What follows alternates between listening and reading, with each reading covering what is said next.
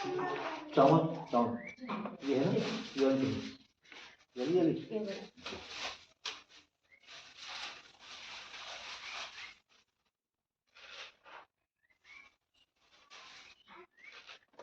बोलो सीताराम, जय श्री राम।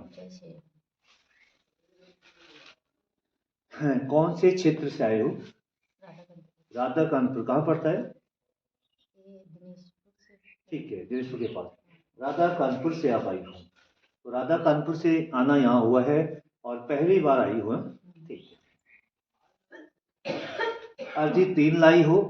अपने परिवार के बारे में, अपने घर परिवार के बारे में जानना है देवी आपने। ठीक है, मैं सारी डिटेल आपको देता हूँ। पहला है बहुत ज्यादा आप अस्पंजन हो। क्या हो? बहुत ज्यादा। आवाज मेरा जवाब भी देते रहना, मैं बोलते रहूंगा। ठीक है, पहला है देवी आप बहुत ज्यादा अस्पंजन में जी रही हो। जीवन में आपके घर में जो भी दिनचर्या हो रही है आपके विरुद्ध हो रही। क्या हो रही है? मुंह से बोलना, क्लियर बोलना मुझे। ठीक है, जीवन में जो हो रहा है, जो भी क्रिया घर में हो रही है आपके विरुद्ध हो रहा है। हो रहा है या नहीं? आपके मान सम्मान को, आपके तौर तरीकों को कोई दिल से नहीं लेता है। 1 नंबर। जो भी आप अपने घर में रिक्वायरमेंट देती हो या कोई भी बात देती हो, उसको ना समझ किया जाता है। उसको ना समझ, ठीक है, ना समझ किया जाता है। समझ कोई नहीं समझता है। जैसे कि आप घर में हो या ना हो, एकदम बराबर। क्या बोला? ऊपर करो सर। हाँ, यहाँ देखो, इधर देखो मुझे। जैसे कि आप घर में हो या ना हो, बराबर, ऐसा मान आपके साथ होता है। इसके बारे में क्या आपने कितनी बार समझाने का प्रयत्न किया होगा? उस बात को आपके घर के मेंबर, पति हो या बालक पुत्र जो भी हो, उन लोगों ने आपकी बात को बिल्कुल दिल से नहीं लिया होगा, उल्टा आपको सुनाया गया होगा। नशा पूर्ति क्षेत्र में क्या हस्बैंड की ओर से कोई बवंडर होते हैं? सामने देखो। हाँ, वो तो नशा करता है।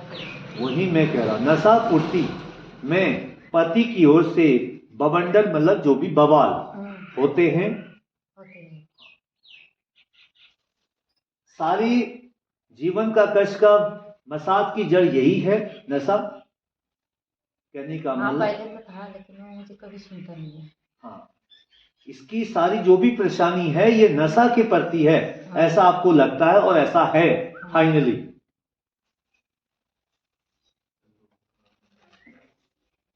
तो पति की ओर से बिल्कुल आपको कहीं से कहीं तक, आपको और बेटे की ओर से आपको कहीं से कहीं तक समझा नहीं जाता है। तीसरी बात बोलूंगा, बेटी का तौर तरीका, रहन सहन, बोलबाला गलत लाइन की स्थिति में चल रहा है। क्या बोला? बेटी का बोलबाला, उसकी जीवन की स्थिति गलत लाइन में चल रहा है, चलती है। आप उसको इस बात को समझाती हो, आपकी बातों को इग्नोर करती है। आप बार बार कहती हो कि बेटी थोड़ा सा सही रहे, आपको इस बात में वो भी सुना देती है। कहने का मतलब आपके घर की जो कंट्रोल करने वाला है ना, सब अपने आप को खुद, अपने आप को सब कंट्रोल अपने आप को कर रहे। बेटी अपने आप को कंट्रोल कर रही है, बेटा अपने आप को, पति अपने आप को, और तुम कोई प्रश्न आगे रखते हो तो सब तुम्हें क्या है, एक तुम बड़ी बनी रहती हो, ये आपको कह देते हैं। जैसे आपको समझाने वाली बात हो, पति से नशे के बारे में कहते, वो आपको समझा देता है। बेटे को कहते तू ऐसा करा, तो वो तुम्हें समझा देता है। आपने बेटी को कोई डांट लगा दी, कुछ बोल दिया, वो तुम्हें ऐसा कह देती है। ठीक है, बेटा, बेटी, पति तीनों रॉन्ग है और तीनों की आदतें रॉन्ग है। इसी वजह से आप डिप्रेशन में हो कि मेरे घर में जब मेरा मान ही नहीं है तो मैं किसके लिए काम करूं, किसके लिए क्या करूं। और लगता है कि ये सब लोग मेरे हाथ से चले गए, मेरे हाथ से या मेरे मन से दूर हो गए। मुझे कोई अपना पति, मुझे अपनी धर्मपत्नी नहीं मानता है, बच्चे मुझे अपनी मां नहीं मानते। ये आपका सोचना है। ठीक है, तो तुम चाहते हो कि सबका मान सम्मान बना रहे, पति ठीक हो जाए बस। मेन पॉइंट पति का नशा छूट जाए, सही से मुझे बोले। बेटे का मेन पॉइंट है वो सही से आदत ठीक ठाक रहे, आलतू फालतू कामों में ना रहे। तीसरी बात है बेटी की आदत जो है वो ठीक ठाक से इज्जत और सम्मान और क्रोध ना करे। ये अर्जी आप यहाँ दरबार में लेके आई हो बहन ना, चाहती हो कि ये तीनों ठीक हो जाए और मुझे कोई जरूरत नहीं है। स्वास्थ्य मेरा ठीक है और स्वास्थ्य ठीक है। आज जो बीमार हूँ कहती हूँ मैं इनकी वजह से हूँ, इनके टेंशन ले लेके मुझे स्वास्थ्य खराब है, नहीं तो मेरे को कोई प्रॉब्लम नहीं है। सबसे बड़ी प्रॉब्लम ये तीनों परिवार जो 3 बंदे हैं मेरी फैमिली में, इनकी वजह से मैं दुखी हूँ। बार बार यही सोचती हूँ कब ठीक होंगे, कब इनकी आदत ठीक होगी, यही चाहती हूँ है।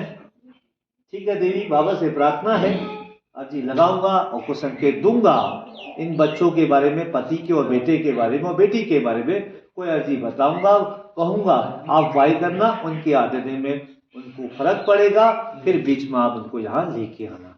पहले तो सबसे पहले पति को लेके आना, ठीक है। बोलो सीताराम, सीताराम। जय जय श्री राम। जय श्री